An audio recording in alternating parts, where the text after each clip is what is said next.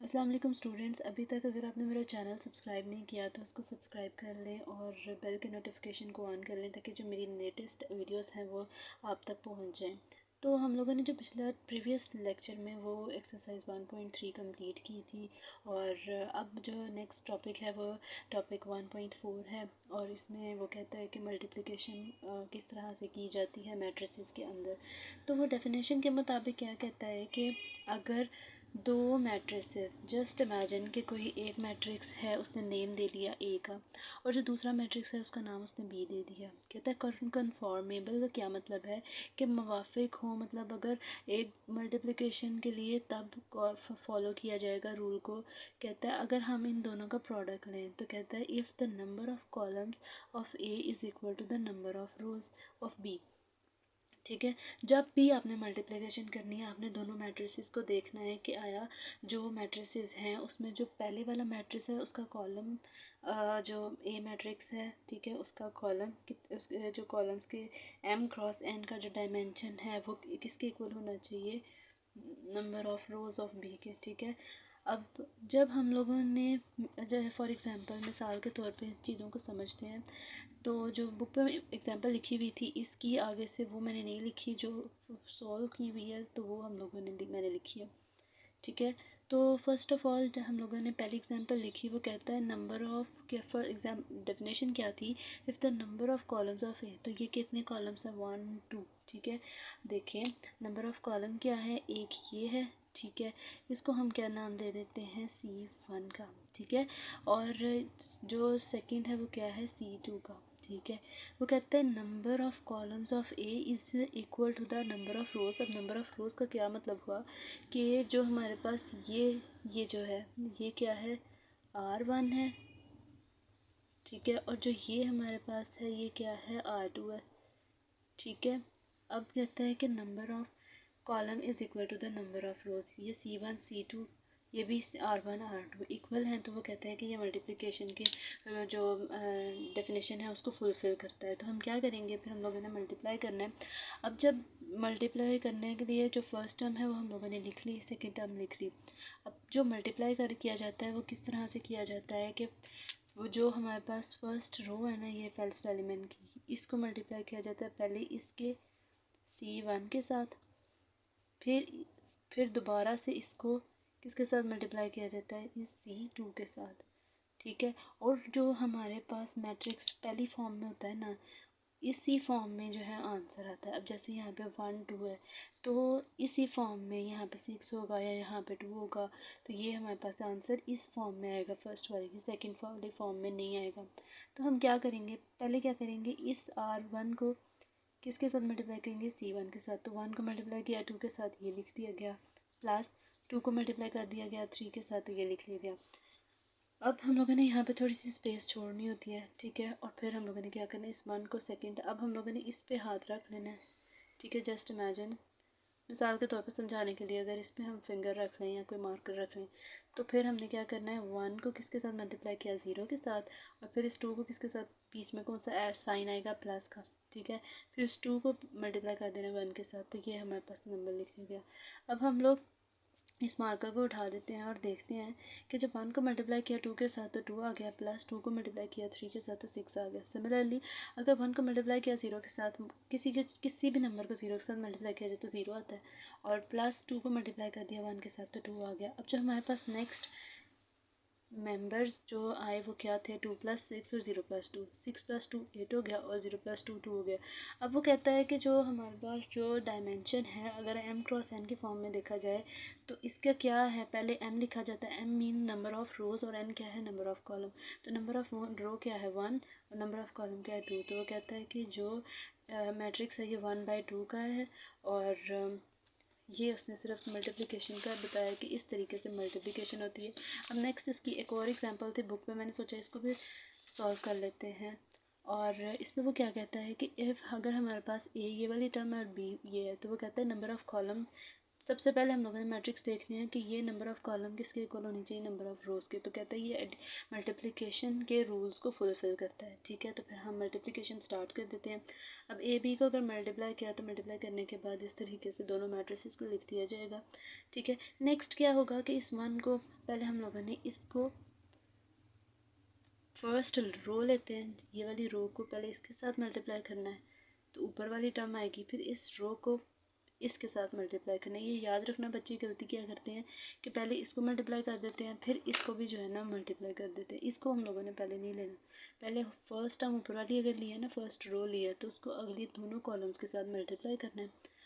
और सिमिलरली जब सेकेंड वाली रो लेनी है तो इसको भी दोनों कॉलम के साथ मल्टीप्लाई करना है। जब हमने मल्टीप्लाई करना है तो जब वन को मल्टीप्लाई किया -1 के साथ तो यहाँ पे ब्रैकेट लगाई जाती है ताकि हमें माइनस के साइन में कोई प्रॉब्लम ना हो, ठीक है। बीच में प्लस का साइन है और 3 मल्टीप्लाई बाई 3 क्या आ गया 9, ठीक है। फिर आगे 1 को 0 के साथ मल्टीप्लाई किया, 3 को 2 के साथ किया और फिर 2 को -1 के साथ किया और यहाँ पे ब्रैकेट यूज़ करनी है प्लस, फिर ब्रैकेट यूज़ की और फिर 3 को -3 के साथ मल्टीप्लाई कर दिया। नेक्स्ट हमने 2 को 0 के साथ मल्टीप्लाई कर दिया प्लस -3 को मल्टीप्लाई कर दिया 2 के साथ। तो हमारे पास जो वैल्यूज़ बनेंगी वो कुछ इस तरह से होंगी कि -1 + 9, -2 -9, 0 + 6, 0 -6, ठीक है। ये हमारे पास मल्टीप्लाई करके जो वैल्यूज़ आई। अब नेक्स्ट क्या करेंगे, 9 में से 1 को निकाल दिया तो 8, 9, 10, 11, माइनस माइनस क्या होता है प्लस, लेकिन साइन कौन सा आएगा माइनस का, फर्स्ट बड़ी वैल्यू वाला, ठीक है। तो माइनस माइनस क्या हो गया प्लस, 9 + 2 11, लेकिन साइन कौन सा है, बड़ी वैल्यू 9 के साथ माइनस है तो यहाँ पे माइनस आएगा।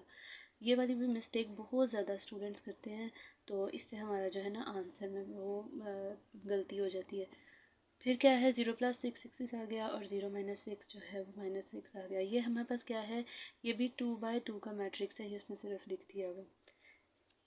नेक्स्ट हमारे पास जो टॉपिक है वो कहता है कि टॉपिक 1.4.1 में एसोसिएटिव लॉ अंडर मल्टीप्लिकेशन बता रहा है वो कि ये किस तरीके से सॉल्व होगा। कहता है अगर हम लोग एसोसिएटिव लॉ पिछले प्रीवियस लेक्चर्स में जब हम लोगों ने मैट्रिसेस में पढ़ा था तो वो क्या था कि हमारे पास a + b एक ब्रैकेट फर्स्ट वाले में लिखी जाती है प्लस c साथ लिख दिया जाता है, बीच में इक्वालिटी का साइन आता है और a प्लस फिर b + c में वो जो है ब्रैकेट आ जाती है।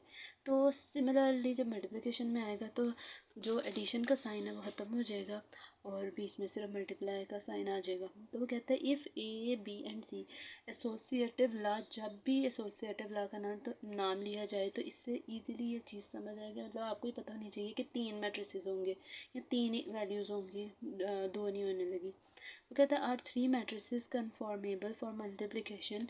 वो कहता है कोई से भी 3 मैट्रिसेस ले लिए और हम लोगों ने इसको मल्टीप्लिकेशन के लिए सॉल्व करना है। तो क्या करेंगे कि यहाँ पे हम लोगों ने यही बता रही हूँ कि जब हम एडिशन में करते थे तो क्या करते थे, a + b, ठीक है, और प्लस c लिख दिया जाता था, ठीक है। ये सिर्फ समझाने के लिए कर रही हूँ। तो अब मल्टीप्लिकेशन है तो प्लस का साइन ख़त्म हो जाएगा, बीच में मल्टीप्लाई का साइन है तो मल्टीप्लाई का साइन लिखो या ना लिखो इससे पता चल जाता है कि मल्टीप्लाई ही हो रहा है, ठीक है। तो फिर नेक्स्ट क्या है, अब हम लोग इसको, और ये क्या है a b पहले ब्रैकेट लिख दी और c साथ मल्टीप्लाई कर दिया इज इक्वल टू, अब a बाहर लिखा जाएगा b c को ब्रैकेट आ जाएगी। इस तरीके से जो है एसोसिएटिव लॉ को लिखा जाता है। अब नेक्स्ट हमारे पास फॉर्म कहते हैं मिसाल के तौर पर अगर हमने एक ए टर्म ले लिया, ये बुक वाली ही है, मैंने अपने से नहीं लिखी, ठीक है। वो कहता है अगर ए फर्स्ट टर्म ले ली हम लोगों ने, ए है, सेकंड टर्म बी है और सी ले लिया, ठीक है। तो अगर हम लोगों ने इसको सॉल्व करना हो इस पैटर्न पे, ये ए बी और सी, तो फिर हमने क्या किया, ए और बी की वैल्यू लिखी, ठीक है।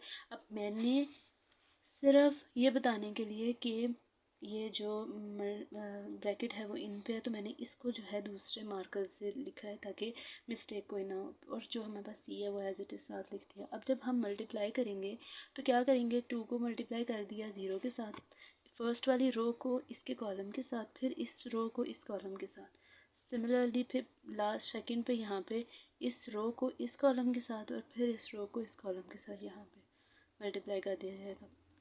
तो हम क्या करेंगे कि 2 को +2 multiply by 0 plus 3 multiply 3, 2 multiply by 1 plus 3 multiply by 1।